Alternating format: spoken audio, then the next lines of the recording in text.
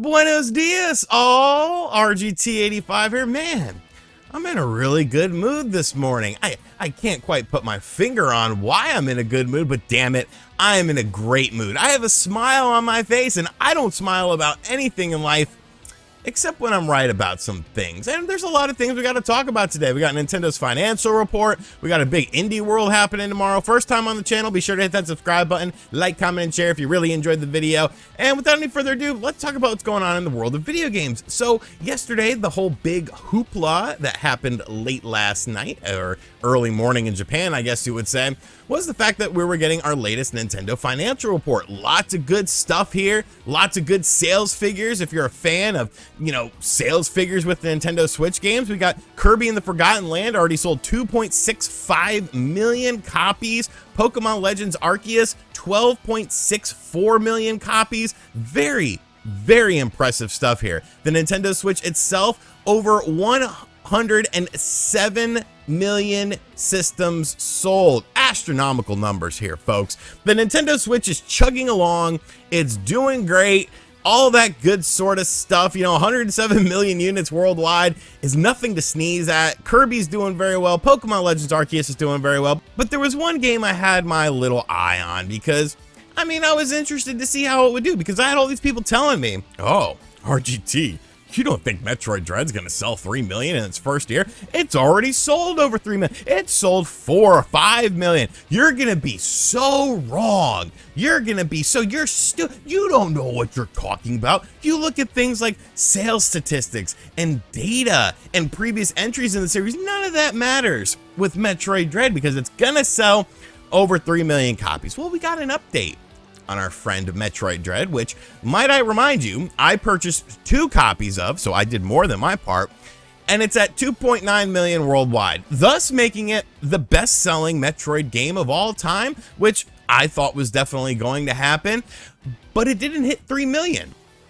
I was told that this was already way past 3. I was told it was at 4 million, 5 million. All these Twitter analysts and experts were hitting me up about this saying, oh, you're going to be so wrong about this. And of course, the big thing going on with it was that I was going to have to play Balan Wonderworld if this game sold over 3 million copies. Well, we're almost done with the first year of the game. And I know you're saying, oh, we're only in the month of May. There's still plenty of time. But here's the thing. If it does manage to sell 100,000 copies within the next few months, which it might, the thing is we're probably never going to know about it. You see, Nintendo's never going to update this sales statistic again because they wanted to say it's the best-selling Metroid of all time. And they got to say it was the best-selling Metroid of all time. That was one of their big keys about this whole financial report, was that Metroid Dread is the best-selling Metroid game of all time. But do you really think they're going to talk about very incremental sales updates of this game between now and the end of the year? No, they don't talk about like ARMS, like what has ARMS sold lately, because unless it's a substantial number, unless it's something that, is really something worth talking about, a tangible number, they're probably not going to talk about it because there's no reason to. So folks, it looks like this whole entire time I was right. I was right about this, and I know that's gonna piss a lot of people off because I'm just an idiot with a beanie and a cool Wolfpack shirt, RIP Scott Hall, talking about video games, but I knew that something like this was going to happen. Even if it does hit over 3 million, it's like, it didn't really crush it though. That was my whole thing. All these people were telling me, oh, it's gonna sell 5 million, it's gonna sell 10 million, but it didn't. It didn't. And that's just because Metroid is a more niche Nintendo title, and there's nothing wrong with that. It's still a fantastic game that I loved. It's a game that, I got in trouble with Nintendo for talking about because God only knows why. You could talk about, Switch OLEDs before they come out, but no, don't talk about Metroid Dread.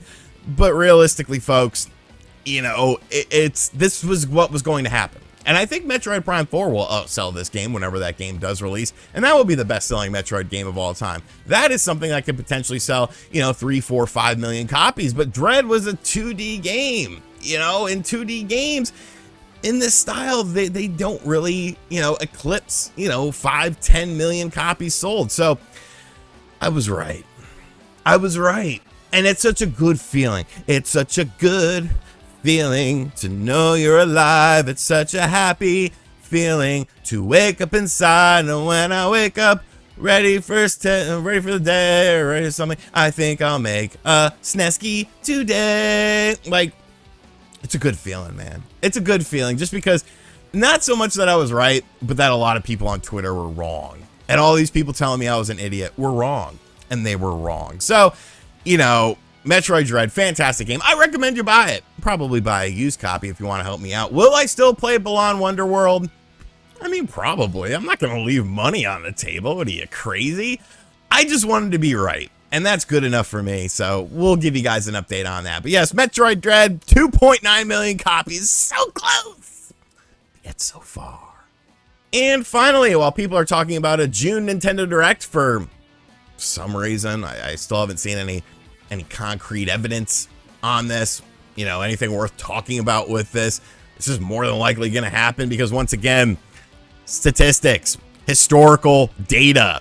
We do have another Nintendo Direct to talk about with an Indie World presentation. This was something that was kind of rumored.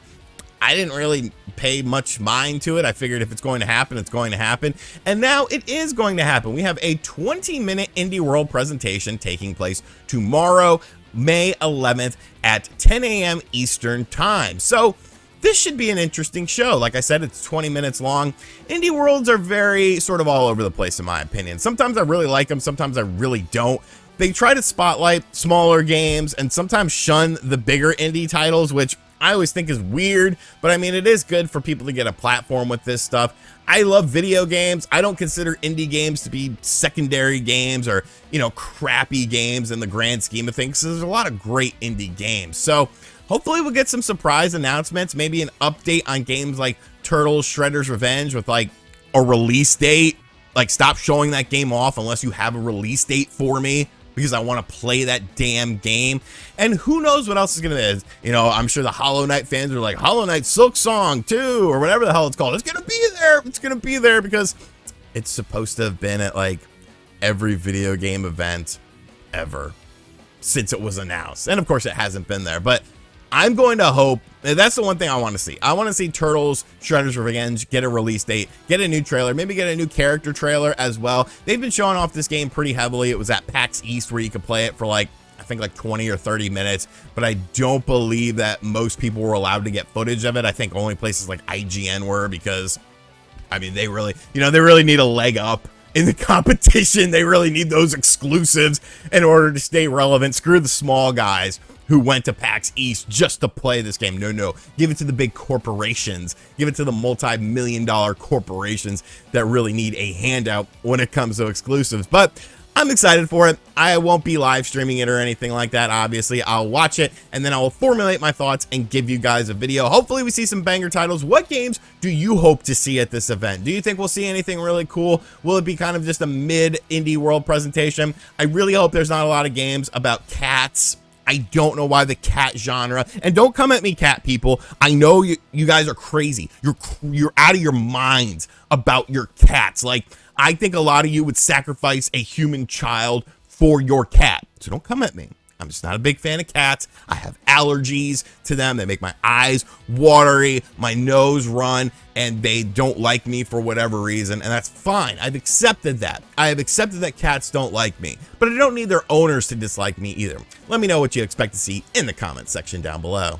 Alrighty, so that is going to do it for today's video. I want to thank you guys, you know, for the true believers out there, for the ones who had my back during this whole Metroid Dread situation. Thank you. Thank you for believing in me. Thank you for believing in numbers and data and historical stuff, because now I feel vindicated. And for all the people who didn't believe in me, you could suck my... I'm just kidding. I'm just kidding. It's video games at the end of the day.